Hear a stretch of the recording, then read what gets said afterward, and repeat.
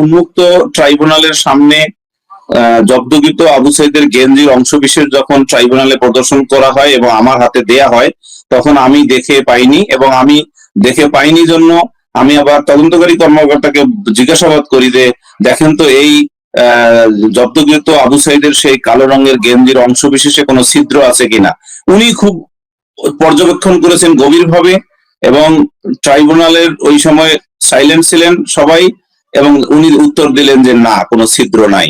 ট্রাইব্যুনালে এই যে প্রদর্শিত গেঞ্জির অংশবিশেষে যে ছিদ্র নাই, তাহলে ছিদ্র না থাকলে একটা কোশ্চেন এসে যায় যে তাহলে কি গুলি ঢোকে নাই। ডেফিনেটলি তাহলে গুলি ঢোকে নাই, এই এই প্রিজাম্পশনটা বা এই মানে অনুমানটা চলে আসে।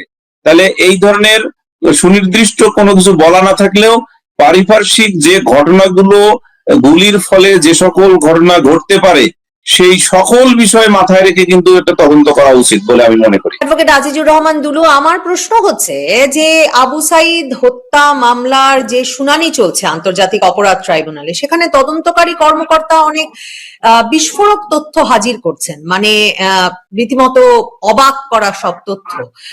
আপনি শুনানির সময় উপস্থিত থেকে কি ধরনের তথ্য তদন্তকারী কর্মকর্তার কাছ থেকে পেয়েছেন যেটা মামলাটিকে অন্য আলোতে দেখতে বাধ্য করে? হ্যাঁ, আপনি যে কথা বলেছেন সেই কথার পরিপ্রেক্ষিতে আমি তদন্তকারী কর্মকর্তা যিনি এই মামলার তদন্ত রিপোর্ট দাখিল করেছেন, মিস্টার রুহুল আমিন, ওনাকে আমি 2 দিন ক্রস এক্সামিনেশন করি। দ্বিতীয় দিনে ক্রস এক্সামিনেশনের সময় আমি ওনাকে যখন জিজ্ঞাসাবাদ করি যে আবু সাইদের যখন মাথার ইনজুরি হওয়ার পর, মানে হেড ইনজুরির পরে যখন তোর মানে যে ঘটনাস্থলে আবু সাইদ 2 হাত প্রসারিত করে দাঁড়িয়েছিল, এবং আমি প্রশ্ন করেছিলাম যে আপনারা যে ম্যাটেরিয়ালস দাখিল করেছেন সেই ম্যাটেরিয়ালসে 17 জুলাই 2024 একটা প্রথম আলোর 3টি ছবি ওনারা সহ একটা রিপোর্ট দাখিল করেছেন। সেখানে দেখা যাচ্ছে যে, এবং অন্যান্য ভিডিওতেও তাই, আল জাজিরার ভিডিওতেও তাই, যে আবু সাইদ যখন 2 হাত প্রসারিত করে দাঁড়িয়েছিল ঘটনাস্থলে, অর্থাৎ বেগম রোকেয়া বিশ্ববিদ্যালয়ের 1 নম্বর গেটের সামনে যেখানে ঘটনা ঘটেছে, সেই জায়গায় তার 2 হাত প্রসারিত দাঁড়ানো অবস্থায় তার গায়ে যে কালো রঙের গেঞ্জিটি ছিল সেটি গলা থেকে কোমর পর্যন্ত পরিহিত অবস্থায় ছিল। প্রসিকিউশনের দাবি অনুসারে যে আমাদের যে 2 জন পুলিশ অফিসার, অর্থাৎ একজন কনস্টেবল, যদিও তারা পুলিশ অফিসার না, মানে ভুল করে মানুষ বলে তাই আমিও বললাম, তা একজন কনস্টেবল, একজন এএসআই, কনস্টেবল সুজন চন্দ্র রায় এবং এএসআই আমির হোসেন, এই 2 জনকে অভিযুক্ত করা হয়েছে যে তারা গুলি করে তাকে হত্যা করার ক্ষেত্রে সরাসরি ভূমিকা রেখেছেন। এখন ওই জায়গায় আমি প্রশ্ন করেছিলাম তদন্তকারী কর্মকর্তাকে যে আবু সাইদ যখন 2 হাত প্রসারিত করে দাঁড়িয়েছিল সেই সময় কালো রঙের যে গেঞ্জিটি তার গলা থেকে কোমর পর্যন্ত পরিহিত ছিল, সেই গেঞ্জিটি আপনি জব্দ করেছেন কিনা। তো উনি বলেছেন যে হ্যাঁ, আমি জব্দ করেছি, আংশিক জব্দ করেছি। তারপর আমি এই বিষয়ে সর্বশেষ প্রশ্ন করলাম, গেঞ্জিটি আপনি বাহির করেন। বাহির করা হলো উন্মুক্ত ট্রাইব্যুনালে। আমি গেঞ্জিটির অংশ বিশেষ হাতে নিয়ে দেখলাম কোনো ছিদ্র নেই। তখন আমি তদন্তকারী কর্মকর্তা, আংশিকভাবে জব্দ করেছেন বলছেন, এর অর্থ কি? এর অর্থ হলো যে পুরো গেঞ্জিটি তারা, মানে প্রসিকিউশনের যে তদন্তকারী কর্মকর্তা জব্দ করেন নাই, আংশিক জব্দ করেছেন, অংশ বিশেষ। শব্দটা এভাবেই লেখা আছে, তাই আমি অংশ বিশেষ বলাটাকেই বেশি প্রায়োরিটি দিচ্ছি। কোন অংশ থেকে কোন অংশ ওনারা জব্দ করেছেন, পুরোটা কেন করেন সে বিষয়টাও তারা অর্থাৎ তদন্তকারী কর্মকর্তা মানে বলতে পারেন নাই। তদন্তকারী কর্মকর্তা বলেছেন যে এটা এই আইসিটি মামলা 1/2025 হওয়ার আগে আবু সাইদ হত্যা মামলায় 2টো মামলা হয়। রংপুর মেট্রোপলিটন এলাকার অধীনে রংপুর তাজহাট যে একটা পুলিশ স্টেশন আছে, সেই পুলিশ স্টেশনে 2টো মামলা হয়। এই 2টো মামলার একটি মামলাতে, যেটা প্রথম মামলা হয়, সেই মামলাতে এই আগের যে তদন্তকারী কর্মকর্তা ছিলেন তিনি এটা জব্দ করেছেন অংশ বিশেষ। সেই অংশবিশেষ জব্দটাই আবার পুনঃজব্দ করেছেন আইসিটির যে তদন্তকারী কর্মকর্তা মিস্টার রুহুল আমিন। প্রশ্ন হলো যে আমি যখন বলেছি যে এই যে অংশবিশেষ এটা সামনের না পিছনের, এটা মিস্টার রুহুল আমিন কিন্তু উত্তর দিয়েছেন যে এটা আমি জানি না, এটা পূর্বতন যে যিনি তদন্তকারী কর্মকর্তা জব্দ করেছেন উনি ভালো বলতে পারবেন। তো এখন এটা তো হলো প্রসিকিউশনের দায়িত্ব, কারণ burden lies upon the prosecution to prove the prosecution case. Then আমি যখন কোশ্চেন করলাম যে এই গেঞ্জিটা, যে গেঞ্জির যে অংশবিশেষ, আবু সাইদের পরনের যে গেঞ্জির অংশবিশেষ আপনারা জব্দ করেছেন বা পুনঃজব্দ করে আদালতে প্রদর্শিত করেছেন, এইটা এখন দেখান। তখন উনি দেখালেন এবং গেঞ্জিটির অংশবিশেষ আমি হাতে নিয়ে উন্মুক্ত ট্রাইব্যুনালে সবার সামনে নিজে দেখলাম যে কোনো পিলেট হোল নেই, ছিদ্র নেই বলতে পিলেট হোল নেই। তারপর আমি তখন তদন্তকারী কর্মকর্তাকে জিজ্ঞাসা করলাম, দেখেন তো এই জব্দকৃত আবু সাইদের সেই কালো রঙের গেঞ্জির অংশবিশেষে কোনো ছিদ্র আছে কি না। তদন্তকারী কর্মকর্তা অনেকক্ষণ ধরে দেখেছেন এবং ট্রাইব্যুনালে উপস্থিত সকলেই তখন সাইলেন্ট ছিলেন, কারণ এই কোশ্চেনটি ছিল খুবই ইম্পর্টেন্ট কোশ্চেন এবং তদন্তকারী কর্মকর্তা এই প্রশ্নের উত্তরে ট্রাইব্যুনালকে জানালেন যে কোনো ছিদ্র নেই। তো এ থেকে একটা জিনিস এসে যায় যে আসলে এর আগে আমি এই মামলার ব্রিফিং এও বলেছিলাম এবং এই তদন্তকারী কর্মকর্তাকে আবার সেই দিন একই দিনে জিজ্ঞাসাবাদ করেছি যে দেখেন তো যে এই মামলার সুরতহাল রিপোর্টে মাথার মৃত্যুর সম্ভাব্য কারণ কি বলা আছে। মানে তখন উনি স্বীকার করেছেন যে হ্যাঁ লেখা আছে যে হেড ইনজুরিতে তার মৃত্যু হয়েছে। তাহলে এই বিষয়টা কিন্তু তখন ইন্ডিকেটেড হয়ে যায়। আর গুলি লাগার ফলে যে তার মৃত্যুর যে ফ্যাক্ট, এই ফ্যাক্টটা এখন ডাউটফুল হয়ে যায়। অ্যাডভোকেট দুলু, এই যে আপনি যে প্রথম আলোর রিপোর্ট তারা জমা দিয়েছেন বলছেন তদন্তকারী কর্মকর্তা, কিংবা আল জাজিরার ফুটেজ জমা দেওয়া হয়েছে, এই সবগুলোই কিন্তু আমি প্রথম আলোরটা একদম মনে করতে পারি, কারণ অসংখ্যবার এর পরেও আবু সাইদ সংক্রান্ত রিপোর্ট করতে গিয়ে ওই প্রথম আলোর প্রতিবেদনটা দেখেছি। ওই ছবি এবং ওই ফুটেজ সবই কিন্তু যমুনা টিভির ফুটেজ থেকে সংগৃহীত। এবং আপনি যে বলছেন যে কোনো মানে বন্দুকের গুলির কোনো ছিদ্র পান নাই আপনি আবু সাইদের পরিহিত মানে আমি পাইনি বলতে, আমি উন্মুক্ত ট্রাইব্যুনালের সামনে জব্দকৃত আবু সাইদের গেঞ্জির অংশবিশেষ যখন ট্রাইব্যুনালে প্রদর্শন করা হয় এবং আমার হাতে দেয়া হয় তখন আমি দেখে পাইনি, এবং আমি দেখে পাইনি জন্য আমি আবার তদন্তকারী কর্মকর্তাকে জিজ্ঞাসাবাদ করি যে দেখেন তো এই জব্দকৃত আবু সাইদের সেই কালো রঙের গেঞ্জির অংশবিশেষে কোনো ছিদ্র আছে কিনা। উনি খুব পর্যবেক্ষণ করেছেন গভীরভাবে এবং ট্রাইব্যুনালের ওই সময় সাইলেন্ট ছিলেন সবাই এবং উনি উত্তর দিলেন যে না, কোনো ছিদ্র নাই। এবং 17ই জুলাইয়ের ওই প্রথম আলোর প্রতিবেদনে কিন্তু পরিষ্কারভাবে লেখা ছিল তখনও কিন্তু পুলিশ শুধুমাত্র রাবার বুলেট ব্যবহার করছিল। সঠিক, আপনি আপনার কথাটা, রাবার বুলেট কি ফুঁড়ে চলে যেতে পারে নাকি আঘাত করেছে এমন ভাবে যে মৃত্যু হয়েছে, এই প্রশ্নগুলো কিন্তু বারবার উঠেছে আবু সাইদের মৃত্যুর পর থেকে, কারণ প্রাণঘাতী বুলেট কিন্তু তখন পুলিশের কাছে ছিল না। আপনি যে কথাটা বলেছেন যথার্থই বলেছেন। আমার আমার প্রশ্নে এটাও ছিল, তদন্তকারী কর্মকর্তাকে আমি জিজ্ঞাসাবাদ করেছিলাম যে যে প্রথম আলোর রিপোর্ট আপনারা সংযুক্ত করে দিয়েছেন আপনাদের প্রসিকিউশন ম্যাটেরিয়ালস এর একটা ডকুমেন্টে, যেটা আপনারা ওনারাই আবার এটাকে এক্সিবিট করেছেন, তো সেই প্রথম আলোর রিপোর্টে দেখেন লেখা আছে যে rubber bullet, police rubber bullet ছোড়ে, তার মানে মেটাল বুলেট ওখানে ছোড়া হয় নাই। এটা হলো প্রথম আলোর ওই রিপোর্ট অনুসারে যে রিপোর্টটা ওনারা দাখিল করেছেন। এখন আরেকটা বিষয় এসে যায় যে আসলে রাবার বুলেট, আপনি যেটা বলেছেন যে রাবার বুলেট গেঞ্জিকে মানে পরিহিত গেঞ্জিকে আবু সাইদের ছিদ্র করতে পারে কিনা। যদি গেঞ্জিকে ছিদ্র করতে না পারে তাহলে তাহার বডির জন্য ছিদ্র হওয়ার কোনো প্রশ্নই আসে না, কারণ মানুষের যে বডি আর মানুষের যে গেঞ্জি আমাদের দেশে, বিশেষ করে আবু সাইদের যে গেঞ্জিটার অংশবিশেষ জব্দ করা হয়েছে এটা ফুললি আমার এখন মনে হচ্ছে যে ওটা একটা কটন গেঞ্জি, এবং তাহলে কটন গেঞ্জির অবশ্যই ছিদ্র হতে বাধ্য যদি সেখানে রাবার বুলেট হোক আর লেড পিলেটস হোক। তা যেহেতু ছিদ্র হয়নি তাহলে এখানে প্রসিকিউশনের যে দাবি সেই দাবিটি ডাউটফুল হয়ে যায় ক্লিয়ারলি। আপনি সুরতহাল রিপোর্টের কথা বলছিলেন, আমি তো সুরতহাল রিপোর্ট দেখি নাই, কিন্তু আপনি তো নিশ্চয়ই মনে আছে যে আবু সাইদের পিতা যখন আন্তর্জাতিক অপরাধ ট্রাইব্যুনালে এই মামলার শুনানির একেবারে প্রথম দিকে এসে সাক্ষ্য দিলেন, তো উনি তো ওনার ছেলের লাশ আসলে যখন গভীর রাতে পেয়েছেন, গভীর মনোযোগে গভীর মমতায় সেই লাশ দেখেছেন। উনি কিন্তু ট্রাইব্যুনালে এসে তার সাক্ষ্যে বললেন যে উনার স্পষ্ট মনে আছে যে যখন গভীর রাতে তিনি পুত্রের লাশ পেয়েছেন তখনও মাথার পেছন থেকে রক্ত ঝরছে, এবং পিতা একবারও উল্লেখ করলেন না যে তার ছেলের বুকে কোনো ইনজুরি বা গুলির মানে ছিদ্র হয়ে গিয়েছিল কিংবা কোনো রক্তের চিহ্ন, কিচ্ছু উল্লেখ করলেন না। তিনি পরম মমতায় বারবার বললেন যে তখনও মাথার পেছন থেকে রক্ত ঝরছিল। হেড ইনজুরির কারণ কি? কারা তার এই হেড ইনজুরি ঘটালো? পুলিশ তো সামনে, যমুনা টিভির ফুটেজ অনুযায়ী, প্রথম আলোর ছবি অনুযায়ী। তাহলে হেড ইনজুরি হলো কি করে?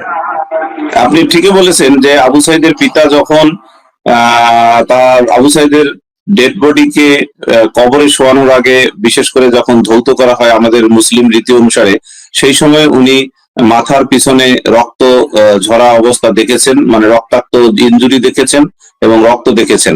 এই প্রশ্নটাও কিন্তু আমি জেরায় করেছিলাম এবং এই প্রশ্নটিও কিন্তু জেরাতে আবু সাইদের পিতা উত্তর দিয়েছিলেন।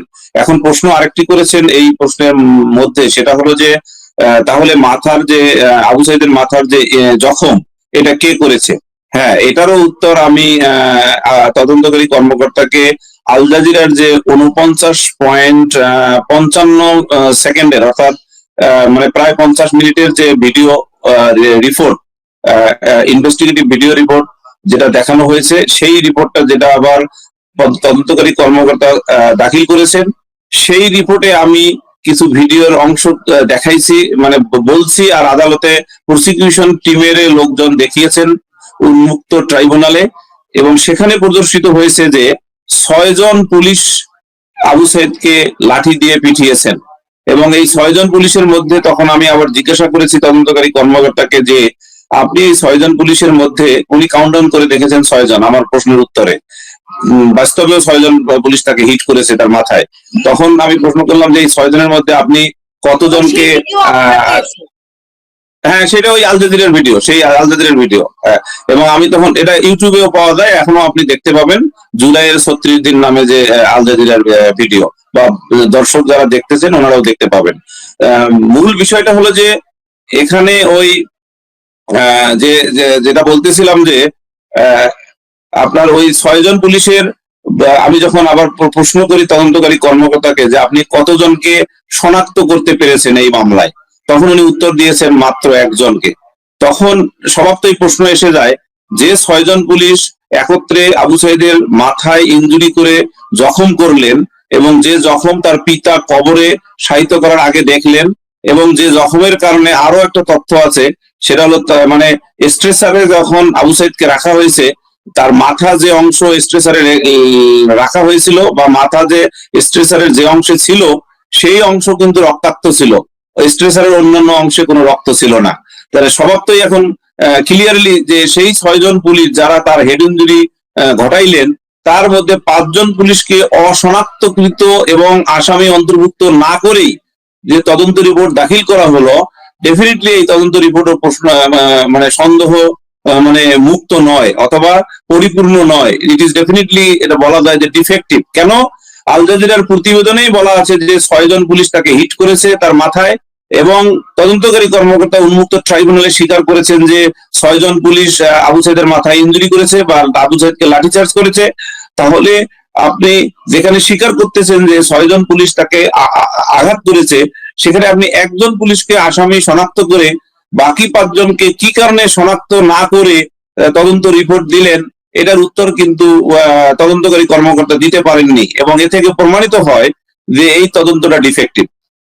এবং মূল আসামি যাদেরকে করা হলো, মানে বলা হচ্ছে যাদের, যে এরা নাকি গুলি করে মেরেছেন, তো তারা তখন রাবার বুলেট ছুটছিলেন। কি ধরনের রাবার বুলেট ছুটছিলেন তদন্তকারী কর্মকর্তা কি সেটা বের করতে পেরেছেন?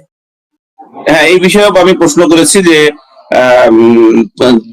আমার যে 2 জন আসামি, সুজন চন্দ্র রায় কনস্টেবল এবং এএসআই আমির হোসেনের নামে ইস্যুকৃত দুটো 12 বোর শটগান ওনারা জব্দ করেছেন, মানে প্রসিকিউশন জব্দ করেছেন। কিন্তু এই 12 বোর শটগানে কি ধরনের বুলেট বা পিলেটস, যেটাকে অন্য ভাষায় বলা হয় আর্মস অ্যান্ড অ্যামুনিশনের ভাষায়, কি ধরনের বুলেট বা পিলেট ব্যবহার করা হয়েছে এই ব্যাপারে কিন্তু উনি কোনো কার্তুজ, উনি ওনার শব্দে বলেছেন যে কোনো কার্তুজ জব্দ করা হয় নাই। তাহলে আরেকটা বিষয় রয়ে গেছে, সেটা হলো যে ব্যালাস্টিক রিপোর্ট করেছেন। ব্যালাস্টিক রিপোর্টে কিন্তু উনি জানতে চান নাই যে এই শটগান দুটোতে কি ধরনের বুলেট বা পিলেট ব্যবহার করা হয়েছে। তাহলে এই শটগানে দুটো জিনিস ব্যবহার করা হয়, একটা হলো আপনার রাবার বুলেট অথবা লেড লেড পিলেটস। তো এখন কোশ্চেন হলো, বা মেটাল পিলেটস। এখন যেহেতু জব্দ করা হয় নাই যে কোন ধরনের কার্তুজ ব্যবহার করা হয়েছে, আবার ব্যালাস্টিক রিপোর্টে কনসার্ন যে এক্সপার্ট তার কাছেও জানতে চাওয়া হয় নাই। তবে কনসার্ন এক্সপার্ট যেটা বলেছেন যে ওই শটগানের সোয়াবে লেড নাইট্রাইট মূলক পাওয়া গিয়েছে। তো এখন আমি তখন সেই বিষয়ে প্রশ্ন করেছি, এই যে আপনি যে ব্যালিস্টিক রিপোর্টে যে লেডের উপস্থিতির কথা আপনি বললেন, এটা মানুষের শরীরের জন্য হ্যাজার্ডাস কিনা, মানে হ্যাজার্ডাস না নন হ্যাজার্ডাস, এই প্রশ্নের উত্তরে উনি বলেছেন এটা আমি বলতে পারবো না। তখন আমি আরেকটি প্রশ্ন করেছি যে এই যে আমি গুগল করে দেখেছি ওনাকে জিজ্ঞাসাবাদের আগে, যে বাংলাদেশ পুলিশের জন্য অথবা আনসারের জন্য যে 12 বোর যে শটগান কেনা হয়, এটা সাধারণত বিদেশ থেকে কেনা হয়, এবং এই শটগানের যে বুলেট বা পিলেটস সেটাও কিন্তু বিদেশ থেকে কেনা হয়। পার্টিকুলারলি এই 12 বোর শটগানস এবং তার যে পিলেটস বা বুলেটস, এটা তুরস্ক থেকে, তুরস্কের ডিফেন্স কোন মানে ম্যানুফ্যাকচারার যে কোম্পানি অনেকগুলো আছে, তাদের যে কোনো একটি থেকে কেনা হয়েছে। সেই কারণে গুগলের এই তথ্য নিয়ে আমি কিন্তু তদন্তকারী কর্মকর্তাকে যদি জিজ্ঞাসাবাদ করি যে আপনি এই উৎপাদন উৎস, আপনি খেয়াল করেন শব্দ এভাবেই আমি প্রশ্ন করেছি, এবং অলরেডি আমি সার্টিফিকেট কপি পেয়েছি। আমি যা বলতেছি সবকিছু কিন্তু এখন সার্টিফিকেট কপির আলোকে বলতেছি। যে আমি তদন্তকারী কর্মকর্তাকে বলেছি যে এই যে আপনি যে 12 বোর শটগান এবং শটগানের যে পিলেটস বা বুলেটস, এর উৎপাদন উৎস সংক্রান্ত কোনো কাগজপত্র জব্দ করেছেন কিনা বা সংগ্রহ করেছেন কিনা, উনি বলেছেন না।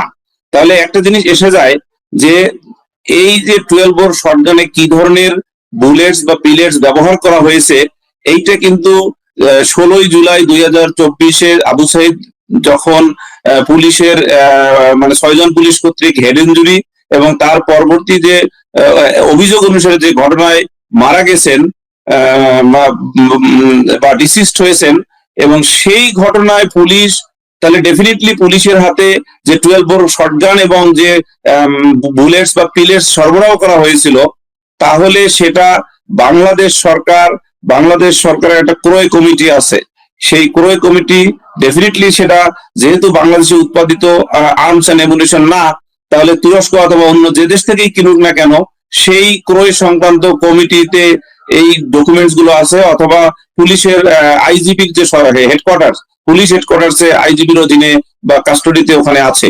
সেই বিষয়টিও মাথায় রেখে আমি কিন্তু জিজ্ঞাসাবাদ করেছিলাম যে এই 12 বোর শটগানস এবং তার বুলেটস বা পিলেট সংক্রান্ত কোম্পানির যে ম্যানুফ্যাকচারার কোম্পানির কোন কাগজপত্র জব্দ করেছেন কিনা।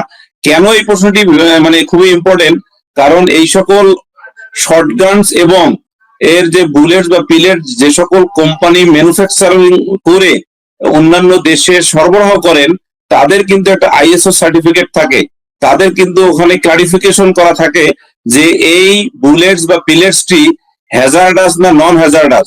তা আমার কাছে মনে হয়েছে প্রাণঘাতী নয়, হ্যাঁ প্রাণঘাতী নয়, নন হ্যাজার্ডাস যদি হয়, সেই নন হ্যাজার্ডাস কি পর্যন্ত সেটা হতে পারে। আমার কাছে যেটা মনে হয় যে এই ডকুমেন্টস গুলো যদি আমরা পাইতাম তাহলে সুবিধা হইতো, তাহলে ওখানেই আমাদের পরিষ্কার হয়ে যেত যে যে বুলেটস বা পিলেটস এর কথা বলা হয়েছে 12 বোর শটগানের জন্য, এটা তুরস্ক না অন্য কোন কান্ট্রি থেকে আনা হয়েছে, এবং সেটা হ্যাজার্ডাস না নন হ্যাজার্ডাস।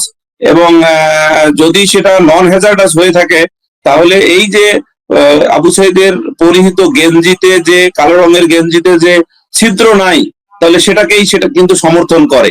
এই কারণে আমি একটি আবেদন দিয়েছিলাম ট্রাইব্যুনালে 13 তারিখে 13/1/2026 ট্রাইব্যুনাল অন মেরিট এটা রিজেকশন করেছেন, বাট এটা ভবিষ্যতে হয়তো অনারেবল এপিলেট ডিভিশন যখন আপিলে শুনানি হবে সেই সময় হয়তো এই বিষয়টি আবার আসতে পারে বা বিবেচনায় আসতে পারে, যেহেতু ট্রাইব্যুনাল।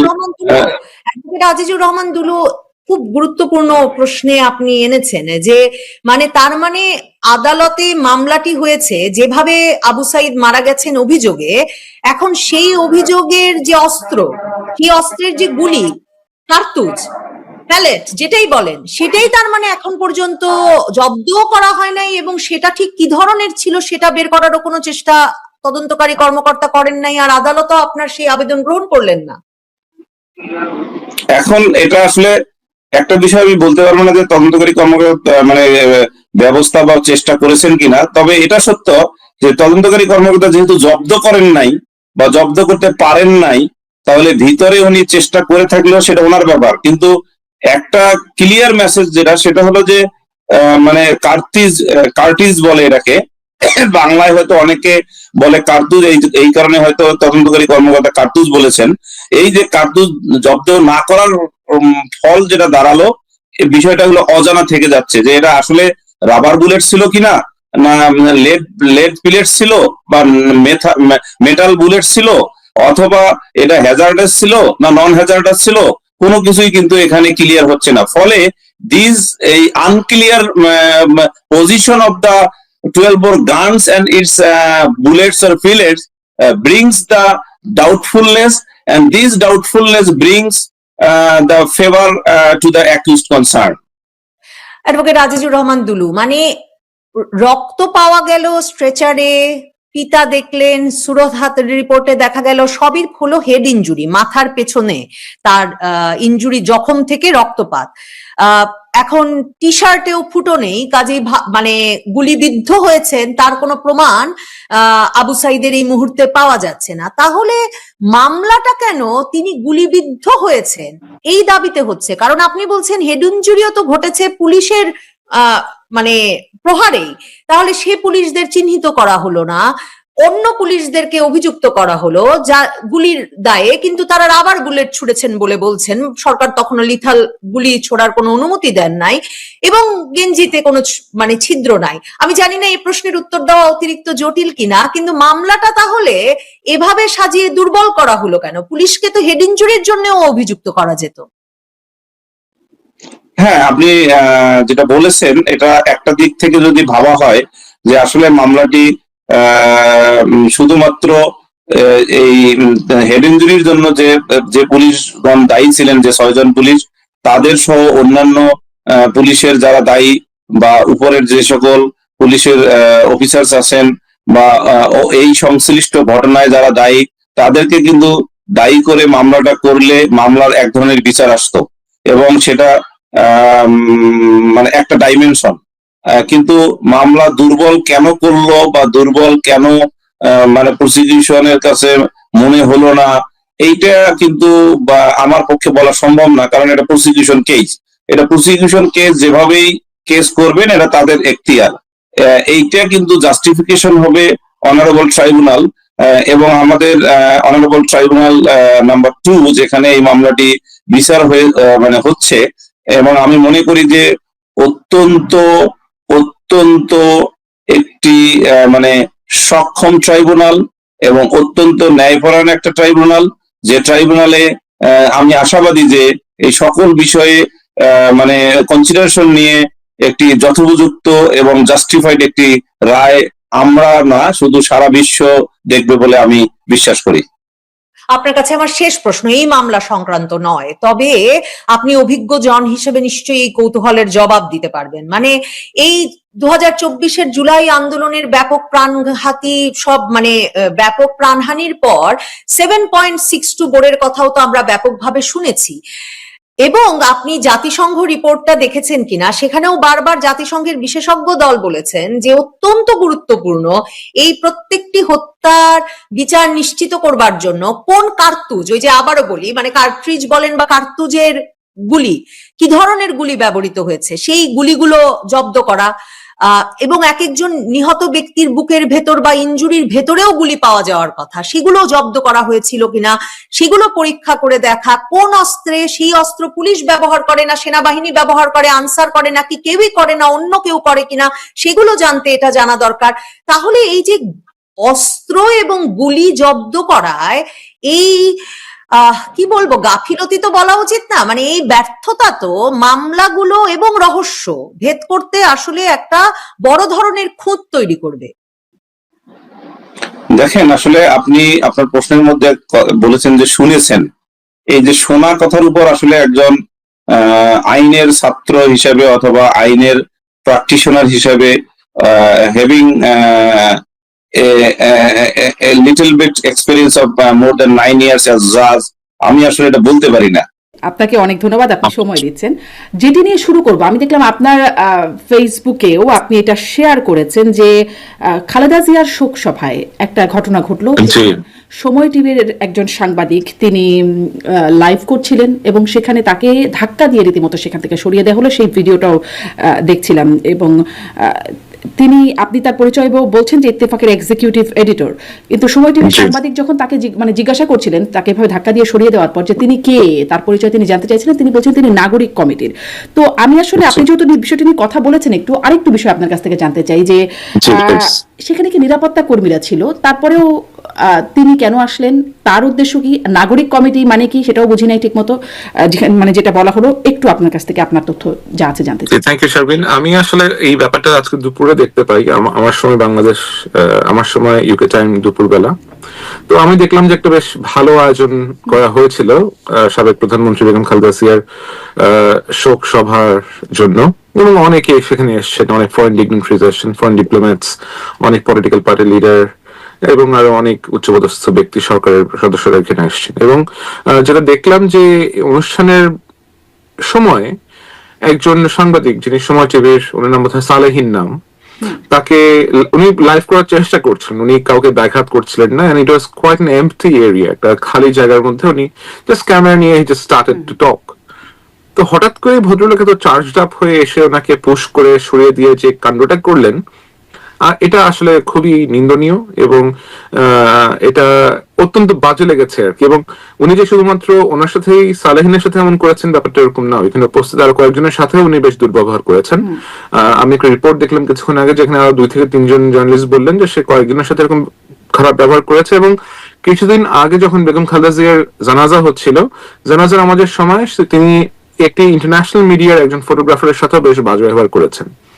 তো এই যে একটা প্রবণতা এবং এই ধরনের যে আপনার, এবং তাকে আমি দেখলাম যে তারেক রহমান যে প্রেস মিট করেছিলেন লাস্ট উইকে, প্রেস মিটে দেখলাম উনি বেশ হাস্যজ্জ্বল মুখে তারেক সাহেবের সাথে হ্যান্ডশেক করার চেষ্টা করছেন খুব, এবং সেগুলো তিনি পোস্ট করেছেন। এবং ওনার ফেসবুকটাতে আমি একটু যে স্কিম করে গিয়েছি আর কি, এবং তার ফেসবুক জুড়ে সম্পূর্ণই হচ্ছে আপনার রাজনৈতিক বন্দনা, রাজনৈতিক স্তুতি, বিভিন্ন লোকজনের ইয়ে করা।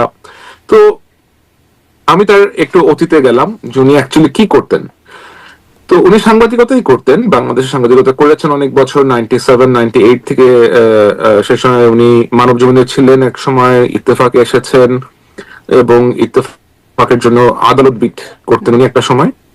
তারপরে উনি আপনার 2001-2006 বিএনপি সরকারের সময় উনি জনাব মওদুদ আহমেদের বেশ ঘনিষ্ঠ ছিলেন, তখনকার যিনি মন্ত্রী ছিলেন জনাব মওদুদ আহমেদ, মারা গিয়েছেন উনি, ওনার সাথে বেশ ঘনিষ্ঠ ছিলেন। এবং ওই পরিচয়ের সুবাদে তিনি বেশ কিছু করাপ্ট অ্যাক্টিভিটিজের মধ্যে ইনভলভ হয়ে যান, এবং যতটা জানি যে তার নামে দুদকও সে সময় মামলা করেছিল, এবং পরবর্তীতে তিনি দেশ ত্যাগ করে he left the country, he settled down in Australia, এবং সেখানে থেকে কলাম টলাম লিখছেন, অনেক টুকটাক কাজকর্ম করার চেষ্টা করেছেন, যেটা মূলধারার সাংবাদিকতা বলতে আমরা যেটাকে বুঝি ওরকম কোনো কিছু উনি সেখান থেকে অ্যাকচুয়ালি করেননি।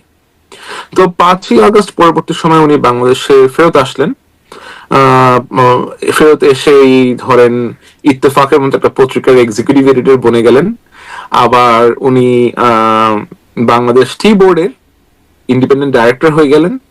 উনি পিকেএসএফ এর মতো একটা প্রতিষ্ঠানের পরিচালক হয়ে গেলেন, এবং ন্যাচারালি যখন তারেক সাহেব দেশে ফেরত গেলেন তখন উনি ওনার যে বলয় আছে, ওনার আশেপাশে যে লোকজন আছে তাদের ঘনিষ্ঠ হয়ে তাদের বেশ কাছে যাওয়ার চেষ্টা করলেন, এবং 5 আগস্ট পরবর্তী সময়ে যতদিন পর্যন্ত অন্তর্বর্তীকালীন সরকারের সাথে উনি ঘনিষ্ঠ হওয়ার চেষ্টা করেছেন, এবং অন্তর্বর্তীকালীন সরকারের সময় অ্যাকচুয়ালি তাকে পিকেএসএফ এর পরিচালক এবং টি বোর্ডের পরিচালকের মতো পদগুলো দেওয়া হয়। আমার যেটা কনসার্ন সেটা হচ্ছে যে এই যে একটা লোক, সে এতদিন দেশের বাইরে ছিল, হঠাৎ করে পরিবর্তিত রাজনৈতিক সময় দেশে গিয়ে ব্লেন্ড করে যাওয়ার চেষ্টা করলো, তাকে কোন যোগ্যতায় অথবা কিসের ভিত্তিতে অ্যাকচুয়ালি এই জিনিসগুলো দেওয়া হলো, অথবা এগুলা দেওয়ার প্রিরিকুইজিটটা অ্যাকচুয়ালি কি ছিল, তাকে কেন এগুলো দেওয়া হয়েছে। এবং আমরা তার যে ধরনের অ্যাপ্রোচ দেখতে পেলাম আজকে, এই ধরনের অ্যাপ্রোচ কিন্তু আমরা বিগত সরকারের সময়ও, বিগত স্বৈরাচার শাসকের সময় আমরা দেখেছি। তো তাদেরও একটা এরকম গোষ্ঠী ছিল, তারা এইভাবে বিভিন্ন মিডিয়াকে আপনার সাপ্রেস করার চেষ্টা করতেন, মানুষকে এভাবে আক্রমণ করতেন, এবং একটা তোষামদি ক্লাস ছিল যারা তোষামত করে করে করে করে এমন কাজ করতেন যেন আপনার কি বলে আর কি, হীরক রাজার দেশে যেমন হীরক রাজ্যের যেই চাটুকাররা ছিল, লাইক তারা সেভাবে ব্যবহার করতেন। তো আমি দেখতে পাচ্ছি যে ওরকম একটা প্যাটার্ন কি এখন ইভলভ করার চেষ্টা করছে ঠিক, কিনা। আমিও আপনার কাছে এই প্রশ্নটাই করবো, ওরকম প্যাটার্ন আপনি যে প্রশ্নটা করছেন আপনার কাছে সেটা কি মনে হয় সেটা জানতে চাইবো। কিন্তু আসলে আপনি তার কথা বলছিলেন, আসলে গণমাধ্যম, প্রিন্ট মিডিয়া বলি বা ইলেকট্রনিক মিডিয়া, সবখানেই তো আসলে এরকম একটা দখলদারিত্বর জায়গা চলে আসছে, যোগ্যতায় বা অযোগ্যতায় যেভাবেই হোক হয়ে গেছে, সেটি আমাদেরও একটা অভিজ্ঞতার ব্যাপার। কিন্তু আপনিও যে বলছেন তোষামোদি করার আগের কালচারটাই এখনো আসছে কিনা। তারেক রহমান চেয়ারম্যান হবার পর গণমাধ্যমে সংবাদকর্মীদের সাথে মতবিনিময় বা শুভেচ্ছা বিনিময় করেছেন, সেখানেও এই বিষয়টা একটা দেখা গেছে। তো আমি আসলে এই প্রশ্নটা করতে চাই যে সাংবাদিকরা, আমি প্রায় নিজে সাংবাদিক হিসেবেও সাংবাদিকদেরকে প্রশ্ন করি, এত তেল মারার চেষ্টাটা কেন করেন সাংবাদিকরা? আর আপনার কাছে আসলে যে প্রশ্নটা করতে চাই যে এই তেলে যে এই রাস্তাটা পিচ্ছিল হয়ে যাবে, তারেক রহমান কি স্লিপ কাটবেন নাকি তারেক রহমান কন্ট্রোলে থাকতে পারবেন? কি মনে হয় আপনার এখন তাকে দেখে? আমার মনে হয় ওনার আশেপাশে যারা আছেন, ওনার যারা উপদেষ্টা আছেন, ওনার যারা অ্যাডভাইজার আছেন, ওনাদের এই বিষয়গুলো খুব সিরিয়াসলি কনসিডার করা উচিত। এবং শুধুমাত্র তারেক সাহেবের কথা আমরা এখানে বলছি, ব্যাপারটা এরকম হওয়া উচিত না, কারণ আমাদের তো দেশে তো আরো রাজনৈতিক দল আছে যারা ইলেকশন করতে যাচ্ছে, তাদের আশেপাশেও এরকম ব্যক্তিরা আছেন, চেষ্টা করছে ফেরার জন্য। সো যারাই আগামীতে সরকার গঠন করতে চেষ্টা করবেন অথবা